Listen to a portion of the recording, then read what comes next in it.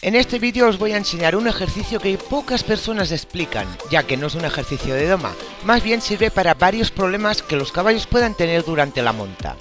El ejercicio del que hablo es la contraincurvación. ¿De qué trata? Tenemos que conseguir que el caballo esté incurvado en el sentido contrario a la mano que va. Me explico mejor. En un círculo la incurvación de la columna del caballo es siempre al interior del círculo. Pues bien, la contraincurvación es incurvar al caballo hacia el exterior del círculo. Para hacer este ejercicio, el caballo tiene que saber hacer un círculo correctamente y también que el jinete sepa pedirlo. Aunque os resulte difícil creerlo, no es tan fácil hacer un círculo con la columna del caballo bien incurvada y puesto a la rienda exterior. Es por eso que hice este vídeo donde explico cómo se hace un círculo correctamente. La contraincurvación se explica muy rápido y parece fácil, pero si lo intentáis veréis que os saldrán varios problemas y os daréis cuenta si el caballo escucha las piernas o hay alguna que escuche menos. También os ayudará a montar más con las piernas y menos con las manos y os daréis cuenta la importancia de las piernas con este ejercicio. Primero os explicaré cómo hacerlo y luego os diré para qué sirve. Hay que poner el caballo en un círculo. Recordar que como más pequeño sea el círculo, más incurvación necesitaréis, así que mejor empezar con un círculo grande. En el trayecto del círculo normal hay que ir cambiando las ayudas para que el caballo se vaya incurvando hacia afuera, o sea, que el contacto pase a la rienda interior y el caballo mire ligeramente hacia afuera y buscar la flexión de la columna hacia el exterior, pero sin dejar de seguir la trayectoria del círculo. Para ello aguantaremos la rienda interior para pasar el contacto a esta rienda con la pierna exterior al lado de la cincha, mientras la rienda exterior es la que busca la flexión de la columna. La pierna interior, igual que la rienda interior, aguantan el caballo para que no entre en el círculo. Los problemas que nos encontramos a la hora de hacer la contraincurvación son los siguientes. El más habitual es que el caballo no haga el círculo y termine siguiendo en línea recta. Si esto pasa, el problema está en la pierna exterior. Puede ser que el jinete siempre ha utilizado las riendas para girar en vez de las piernas y el caballo no esté acostumbrado a escuchar la pierna exterior, ya que al tener la valla al lado nos ayuda y nos olvidamos de utilizar dicha pierna. O simplemente que el caballo no respeta la pierna exterior.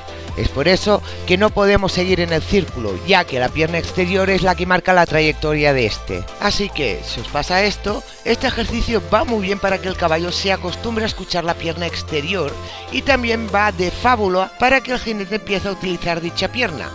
Pensar que si un caballo no responde bien a la pierna exterior, os será difícil hacer trabajos laterales como cesiones a la pierna, apoyos, espaldas adentro, etc. Otro problema muy común es que el caballo cierre el círculo, o sea, que cada vez lo haga más pequeño. Aquí el problema es el contrario, que la pierna que no respete es la interior. También puede ser que haya demasiada flexión de cuello y por eso las espaldas de este se desplazan hacia el lado contrario, el interior. Y esto ocurre porque no aguantamos la rienda interior lo suficiente. Recordar que la pierna y la rienda interior son las encargadas de aguantar el caballo en el círculo. Si esta es la reacción del caballo al hacer la contraincurvación, este ejercicio os ayudará a saber aguantar la rienda interior cuando se le pide la flexión al caballo, ya que muchos jinetes piden la flexión del cuello sin aguantar la rienda exterior, y lo único que conseguimos es que el caballo gire la cabeza, pero no flexione su columna.